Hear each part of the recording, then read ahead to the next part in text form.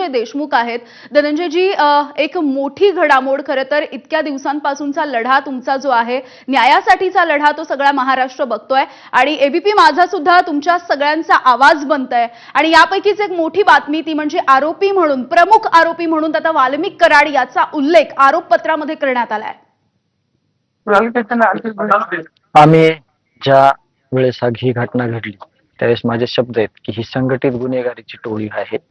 हे अपहरण, खून, खंडणी, इतर सगळे जे गुन्हे करतात हे सगळे संघटित गुन्हेगारी नच करतात असं मी पहिल्या दिवशीपासून म्हणत होतो। ते खऱ्या अर्थानं आज ज्या गोविंद भाऊनं ज्या सिक्वेन्स सांगितल्या आरोपींच्या, त्या सिक्वेन्सवरून असं मला लक्षात येत आहे की मी मुख्यमंत्री साहेबांकडे ज्या दिवशी गेलो होतो किंवा जे इतर लोकप्रतिनिधी आले, जे कुणी पण असतील, मग सामाजिक क्षेत्रातील असतील, राजकीय क्षेत्रातील असतील किंवा इतर संघटनातील असतील, मी किंवा आमचं गाव, आम्ही हेच सांगत गेलो की ही घटनाक्रम कसा आहे, हे सगळी साखळी आहे, ही कडी आहे सगळी जुटलेली, आणि ही कडी कुठंतरी हे जो प्रमुख आरोपी आजचा जो मुख्य आरोपी त्याच्या सांगण्यावरून हे सगळं खाली जाळं पसरलेलं होतं आणि त्याच्याकडं प्रामुख्यानं कुठल्याही यंत्रणेनं लक्ष न देता त्याच्याकडे दुर्लक्षित केल्यामुळं हे प्रकार घडत गेले। जसं की 28 मेला ज्यावेळेस पहिलं अपहरण झालं, जे अवादा कंपनीचे मॅनेजर आणि स्टोअर इन्चार्ज या दोघांचं ज्यावेळेस अपहरण झालं, त्याच्यामध्ये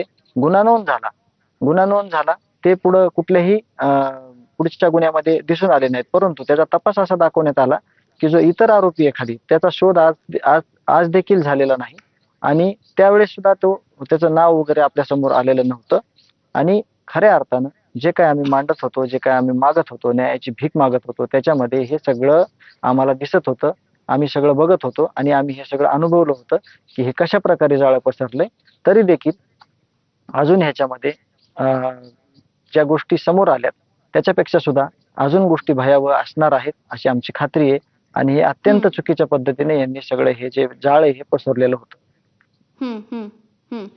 धनंजयजी, आणखी एक यामधलं महत्त्वाचा आरोपपत्रामध्ये जो उल्लेख आहे तो म्हणजे सुरुवातीला जर आपण बघितलं तर ज्या वाल्मिक कराडवरती वारंवार आरोप केले जात होते त्याचा केवळ खंडणीच्या प्रकरणामध्ये उल्लेख होता, मात्र आता खंडणी, अॅट्रॉसिटी आणि हत्या या तिन्ही घटनांचा आरोपपत्रामध्ये एकत्रितपणे उल्लेख करण्यात आलाय, जो अधिक महत्त्वाचा आहे। आता कटकारस्थान करणारे हे सगळे मिळून करायचे आणि ह्याच्यामध्ये हे सगळे असायचे, ह्या सगळ्यांना सगळ्या गोष्टी ज्ञात असायच्या, परंतु प्रत्येकाचे रोल वेगळे असायचे, परंतु त्यांचा उद्देश एकच असायचा, जे कोणी खंडणीत, जे कोणी अपहरणात, जे कोणी कशात अडवईल, जे कोणी ह्यांच्या काळ्या धंद्यामध्ये अडवईल त्याला हे दूर करायचे।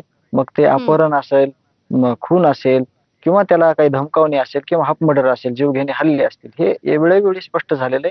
यांच्या पुढे ह्या सगळ्या ज्या गोष्टी घडल्यात त्या गोष्टी त्रिकालबाधित सत्य आहेत आणि ही टोळी जी आहे ती खूप मोठ्या प्रमाणात त्यांनी अराजकता माजवली होती आणि तेच सगळं आता जे मुद्दे समोर येत आहेत त्यातून स्पष्ट होत आहे। अगदी धनंजयजी, आणखी एक महत्त्वाचं ते म्हणजे वाल्मिक कराड सध्या कोठडीत आहे आणि असं असताना तिथे त्याला व्हीआयपी ट्रीटमेंट मिळते असा सुद्धा तुमचा आरोप आहे।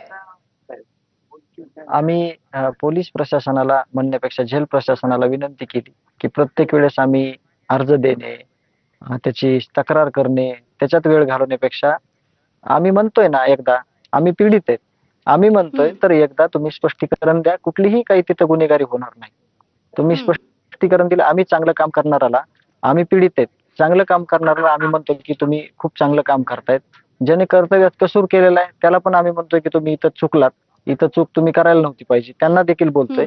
तसं या प्रकरणामध्ये आता जेल प्रशासनानं जिथं काही घडलेल्या गोष्टी आहेत त्या समाजाच्या किंवा प्रसार माध्यमाच्या समोर आणणं काळाची गरज आहे, जेणेकरून जो काही असं समजू आपण की ही गोष्ट तुम्ही केली तर काय नुकसान होणार नाही ना, त्याच्यातून सगळ्याला कळेल की तिथं नेमकं काय चालू आहे। अगदी धनंजयजी, तुम्ही असे सोबत राहा, आणखी बातचीत करायची तुमच्यासोबत। सध्या आपल्यासोबत सामाजिक कार्यकर्त्या अंजली दमानिया ताई आहेत। अंजली ताई, अगदी पहिल्या दिवसापासून म्हणजे तुम्ही स्वतः बीडमध्ये गेलेला आहात, या सगळ्या गोष्टी तुम्ही जवळून पाहिलेल्या सुद्धा आहेत, त्या सगळ्या कुटुंबियांची सुद्धा तुम्ही भेट घेतली आहे, वारंवार या सगळ्याचा पाठपुरावा करताय, आता नेमकी काय भावना आहे तुमची? कारण मुख्य आरोपी म्हणून आरोपपत्रामध्ये आता वाल्मिक कराडचं नाव आलेलं आहे। नाही, पहिलं मला हे म्हणायचंय की ह्याच्यात राजकीय दबाव होता हे आजच्या चार्जशीटवरनं सिद्ध झालंय।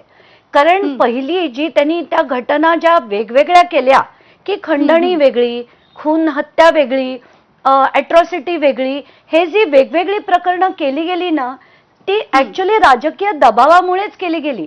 आम्ही पहिल्या दिवशीपासून म्हणत होतो की हे सगळं एकत्रच आहे आणि ही संघटित गुन्हे